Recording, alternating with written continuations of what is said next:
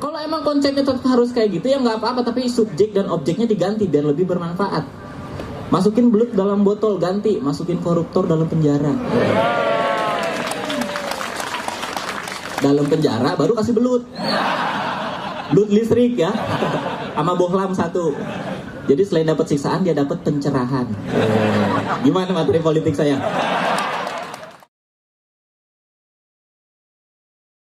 Tamu kita Ridwan Ramin. Ya.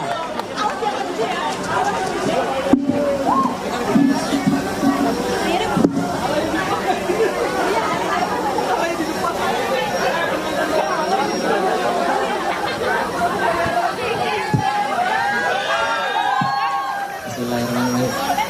Assalamualaikum warahmatullahi wabarakatuh. Boleh duduk dulu kalau mau duduk ya. Ya. Insya Allah lucu, insya Allah. Ya boleh duduk dulu boleh. Ya. Selamat pagi semuanya. Udah pada kenal ya sama saya? Ya udah nggak apa-apa.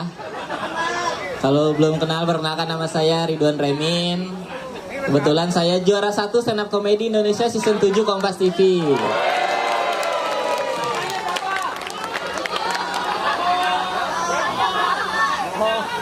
Cuma itu prestasi hidup saya. Tolong dihargai. Ibu. Terus terang kalau nggak diundang hari ini saya nggak akan datang. Karena saya tuh lagi agak kurang enak badan gitu. Malum lah bulan Agustus jadwal manggung lagi banyak di cancel ya Allah. Makan susah, jajan susah. Tapi sekarang saya jadi tahu ternyata untuk sehat itu, apalagi tinggal di Jakarta emang susah banget ya. Kalau buat sakit mah gampang gitu, kita tinggal keluar rumah hujan-hujanan sakit, keluar rumah panas-panasan sakit. Bahkan saya pernah waktu masih jadi pengangguran, di rumah aja nggak ngapa-ngapain. Saya sakit hati diomongin tetangga ya Allah. Tahu sendiri kan tetangga, apalagi ibu-ibu kalau udah gosip, semua dosa dibahas. Tuh lihat tuh Ridwan udah lulus bukannya kerja malah di rumah mulu. Tuh lihat tuh Ridwan udah lulus bukannya bantuin orang tua malah nyusahin mulu. Sampai akhirnya sekarang saya jadi stand up comedian masih diomongin juga. Tuh lihat tuh Ridwan sekarang jadi stand up comedian tiap manggung ngomongin kita mulu. Dan masalahnya saya nggak bisa berbuat apa-apa gitu, karena gosip tuh buat ibu-ibu di kampung saya udah jadi kebutuhan primer. Iya, buat ibu-ibu di kampung saya yang penting itu di dunia cuma sandang, pangan, papan, gibah, udah gitu. Nggak ada lagi. Mereka kalau gosip nggak kenal ruang dan waktu gitu. Setiap kali ngumpul di mana aja jadi. Kayak saya pernah ketemu ibu-ibu lagi ngumpul di warung. Niatnya saya ke warung cuma pengen beli rokok, diajakin gosip. Wan sini deh. Apaan bu? Tahu nggak Pak RT kan lagi pisah ranjang sama istrinya. Kok ibu tahu? Ya tahu lah Wan, orang semalam tidur sama ibu.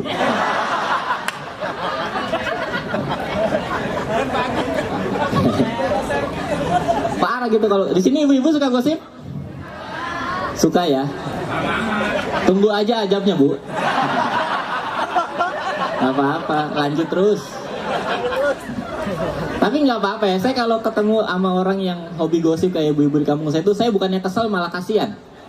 Sama orang yang terlalu hobi gosip tuh saya kasihan. Saya takut kalau hobinya tuh kebawa-bawa sampai mati. Di alam kubur kan kita hidup sendiri ya. Kalau tiba-tiba mereka pengen gosip, mau ngajak siapa? Ada malaikat lewat, bang sini bang. Tahu nggak mayat sebelah kan pisah ranjang sama istrinya.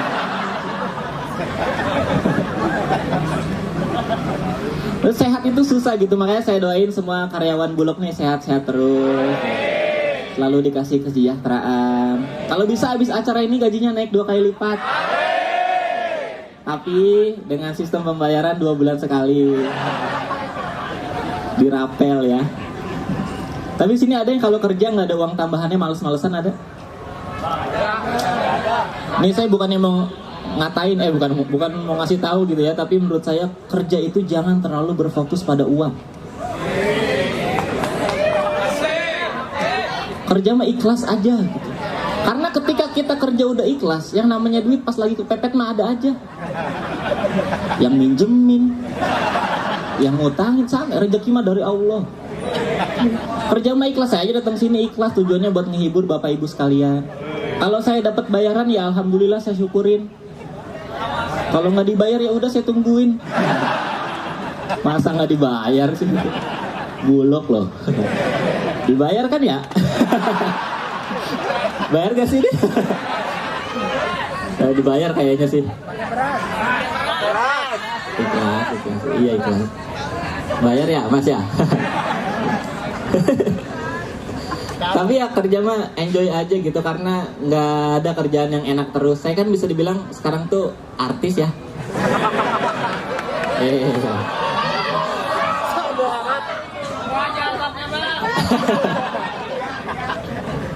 Bapak lucu banget. Habis cukur rambut Pak ya?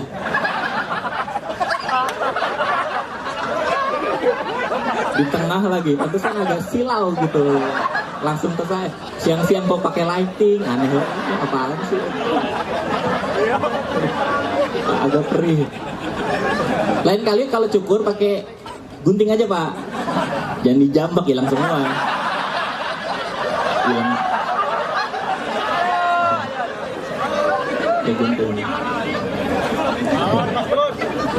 Saya ini artis gitu ya. Dulu saya kira jadi artis tuh enak, punya kerjaan, terkenal, jauh dari permasalahan hidup.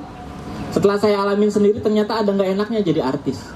Nggak enaknya tuh kalau kita ketemu teman lama yang kenal kita sebelum kita jadi artis, karena otomatis diledekin Pas. Kayak pernah saya jalan sore-sore mau ke warung, ketemu temen pulang kerja, terus dia ngeledekin kayak, "Cie artis, stand up dong." Awalnya biasa aja, tapi lama-lama kesel gitu. Karena di situasi itu saya kan nggak boleh bales, harus terima-terima aja gitu. Kalau boleh balas mah pengen gitu, lagi jalan-jalan sore ketemu teman pulang kerja, "Cie artis, stand up dong." Terus saya bales, "Cie buruh, demo dong, spanduk nih, bensin, sana bakar diri." Pengen gitu, tapi kan nggak boleh. Terus kalau lagi jalan-jalan ke mall gitu, ada aja orang-orang gak jelas yang teriak-teriak, Ridwan. Begitu deket nih, mentang-mentang udah jadi artis, sombong lu, lupa sama gua. Gua gak jadi artis juga males inget lu. Tapi siapa sih? Pernah punya utang? Enggak gitu. Terus kadang orang digituin suka julid gitu, gak asik lu sekarang, sombong.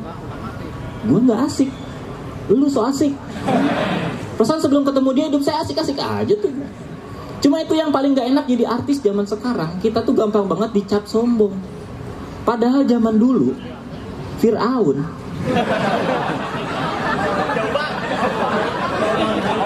ya kan zaman dulu Fir'aun untuk dapet cap sombong tuh susah loh. Dia harus kaya raya dulu, ngehina-hina budak dulu, sampai ngaku-ngaku Tuhan dulu, baru dapet cap sombong. Saya cuman gara-gara gak fallback dikatain sombong. Cuman gara-gara gak fallback, saya setara sama Fir'aun. Gila kali ya? Ya saya bukan yang gak bisa follow-follow orang di sosmed gitu, cuman males aja karena banyak yang gak jelas juga. Pernah waktu itu ada anak SMP DM saya di Instagram, minta fallback. Pas saya lihat dia gak follow saya, ngehe.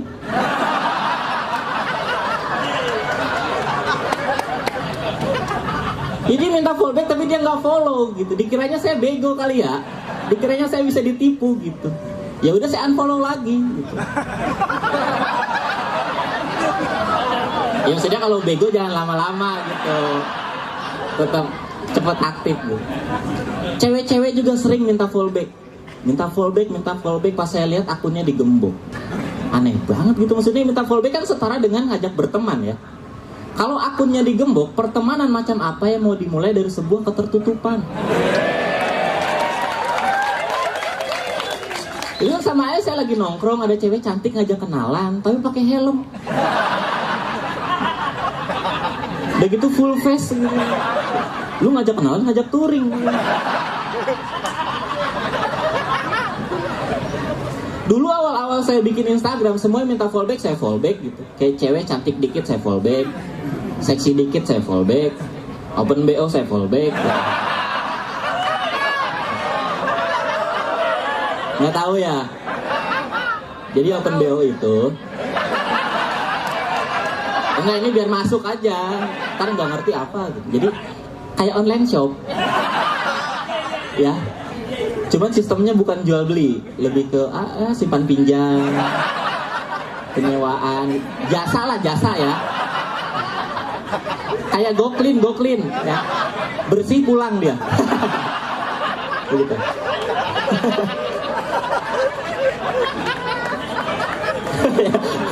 Yang ketawa cowok doang, yang bapak-bapak lagi. Spesifik ya. Tapi saya juga seneng follow akun yang gituan ya.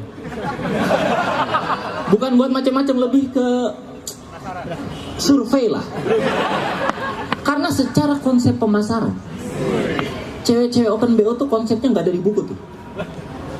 Aneh gitu, mereka tuh kalau pasang foto perhatiin ini cowok-cowok ya. Kalau ngelihat akun-akun kayak gitu di sosmed tuh perhatiin deh. Jangan di booking dulu, saya perhatiin dulu. Biar omongan saya benar gitu. Kalau cewek-cewek akun open BO tuh kalau diperhatiin, kalau pasang foto profil tuh konsepnya mirip-mirip tuh. Mukanya di blur, dadanya diumbar. Ya kan? Itu pertama kali saya lihat, saya bingung, nih yang aurat yang mana nih?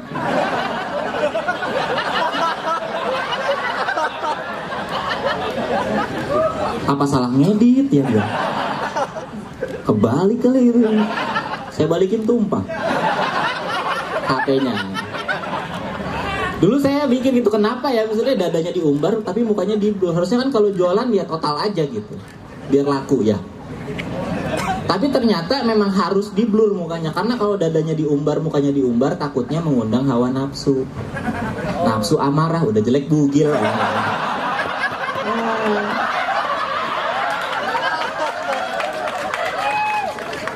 Nambah-nambah dosa aja. Mending pakai helm touring. Tapi ya senang sekali bisa diundang di sini gitu. Saya tuh kalau ngelihat orang-orang lomba semangat tuh suka iri gitu. Saya karena lomba 17-an nggak pernah ikutan, nggak pernah mau gitu. Karena menurut saya lomba 17-an nggak terlalu menarik gitu. Dari dulu gitu-gitu aja konsepnya. Kayak lomba makan kerupuk tadi ada. Gak kebeli kerupuk sini ya. Saya paling males tuh, jangan kan disuruh main, suruh nonton aja males lomba makan kerupuk gitu. Karena konsepnya cuma ngeliatin orang makan kerupuk, tangannya diikat, nggak seru gitu. Harusnya dibikin lebih seru lah, dibikin ada hawa-hawa perjuangannya gitu, dibikin lebih tegang. Jadi orang makan kerupuk tuh tangannya diikat, matanya ditutup, bapaknya diculik. Wah. Itu yang lomba juga pasti semangat gitu, pasti pengen pada menang gitu, karena kalau kalah jadi yatim.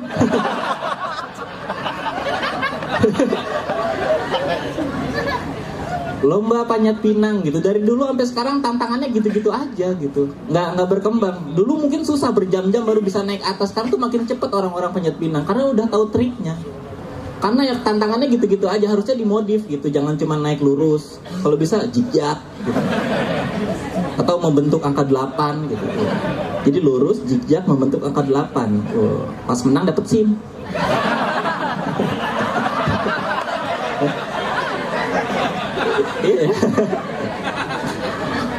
Atau tantangannya di upgrade gitu. Biasanya kan panjat pinang tuh cuma pakai oli, pakai gemuk gitu. Gantilah pakai balsem.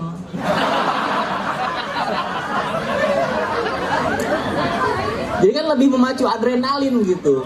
Pakai balsem tuh udah naiknya susah, turunnya beresiko ya.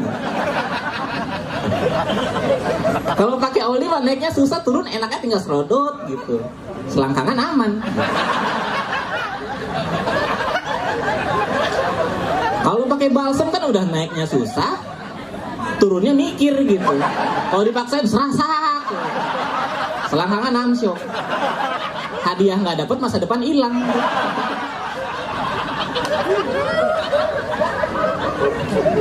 Saya waktu kecil suka main lomba-lomba 17-an gitu. Dulu ada lomba hias sepeda.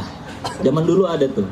Karena mayoritas anak kecil zaman dulu punya sepeda gitu. Jadi sepeda tuh dihias-hias, dibikin meriah, dikasih pita-pita, jari-jarinya dikasih sedotan. Biasanya belakangnya dikasih aqua glass, biar pas jalan berasa ada knalpotnya ya. Kalau zaman sekarang nggak ada lomba itu karena mayoritas anak zaman sekarang nggak punya sepeda. Lihat aja anak-anak SD zaman sekarang kalau main jarang bawa sepeda, bawa pacar. Mau bikin lomba apa coba? Masa datang-datang ke panitia bawa pacar? Udah meriah tuh. Udah dikasih pita-pita, jarinya dikasih sedotan, sama mulutnya kasih aqua glass. Jadi kalau ditanya, "Dek, pacarnya yang mana?" Tuh yang omongannya gak ramah lingkungan gitu. Saya seneng ikut lomba gitu yang bermanfaat lah. Kalau misalnya di kampung tuh kayak lomba kampung paling bersih, gapura paling bagus, janda paling cantik. Nah, saya seneng tuh. Saya nggak seneng yang nggak ada manfaatnya kayak lomba masukin belut dalam botol. Manfaatnya apa coba? Buat kita nggak ada, buat belut nggak ada. Ya nggak ada manfaatnya kan? Kalau emang konsepnya tetap harus kayak gitu ya nggak apa-apa, tapi subjek dan objeknya diganti biar lebih bermanfaat. Masukin belut dalam botol ganti, masukin koruptor dalam penjara. Dalam penjara baru kasih belut. Belut listrik ya, sama bohlam 1. Jadi selain dapat siksaan dia dapat pencerahan. Gimana materi politik saya? Ngomongin belut. Tapi seneng gitu, bulan Agustus tuh bulan yang spesial gitu. Bulan yang paling pas buat ganti cat gapura. Ya, makanya kalau jalan-jalan ke kampung, komplek tiap bulan Agustus tuh gapuranya bagus-bagus. Beda sama di kampung saya dari tahun ke tahun gapuranya gitu-gitu aja. Saya nanya sama Pak RT, "Pak ini nggak dicat?" "Udah, tapi nggak dibales."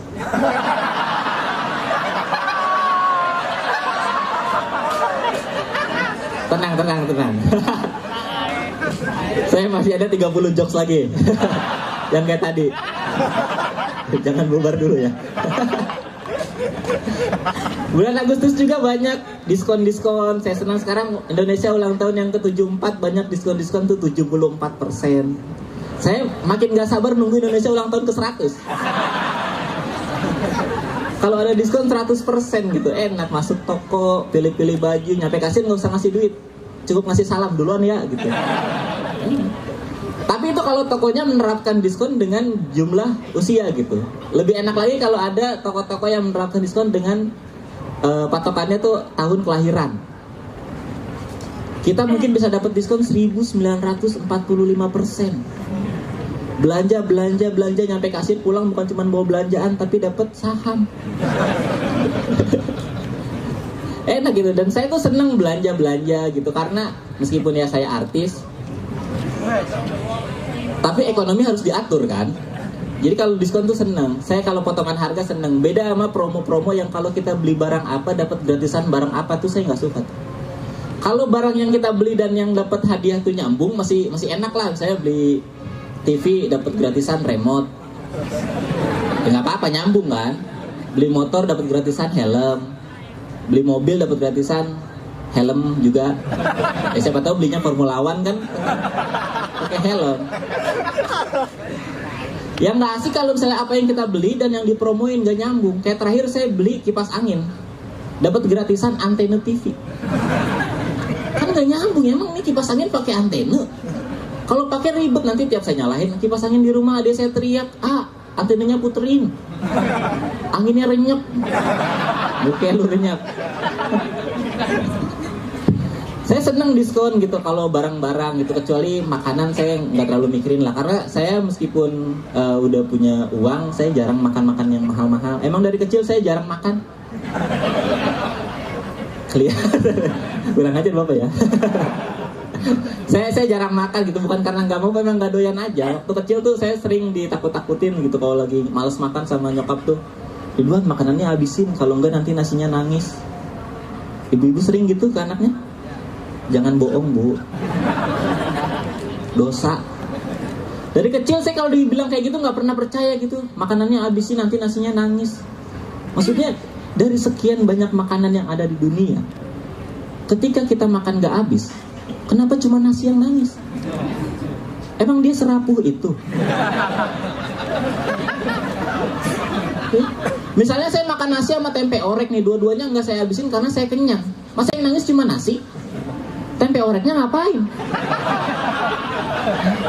Ngehibur nasi. Kalau emang iya kejadiannya drama banget pas itu. Di sebuah piring ada nasi lagi nangis. Disamperin sama tempe. Kamu kenapa nangis? Aku udah dibayar, tapi nggak diapa-apain.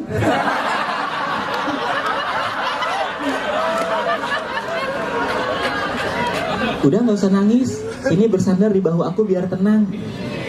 Gak mau, banyak kecapnya. Drama kan? Dan untungnya ya mitos nasi nangis tuh nggak pernah terjadi. Kalau mitos nasi nangis beneran terjadi, yang paling kasihan adalah nasibnya nasi yang ada di rumah makan Padang. Coba bayangin kalau ada orang makan di rumah makan Padang, makanan yang nggak habis, nasinya nangis, siapa yang mau ngibur nasi di sana? Tempe orek nggak ada. Di rumah makan Padang nggak ada makanan sebaik tempe orek. Adanya juga cuma rendang, kikil, emping. Asal kalian tahu ini makanan-makanan jahat semua, berkolesterol. Kita nggak pernah tahu kan apa yang bakal dilakuin sama makanan-makanan jahat ini ketika mereka melihat ada nasi lagi nangis sendirian tanpa orek tempe di sampingnya. Gak pernah tahu, mungkin bisa jadi pas nasinya lagi nangis bukannya dihibur malah dibully. Dan nasi lagi nangis, sampai nama rendang. Ya elah, itu aja nangis lu, dasar raskin.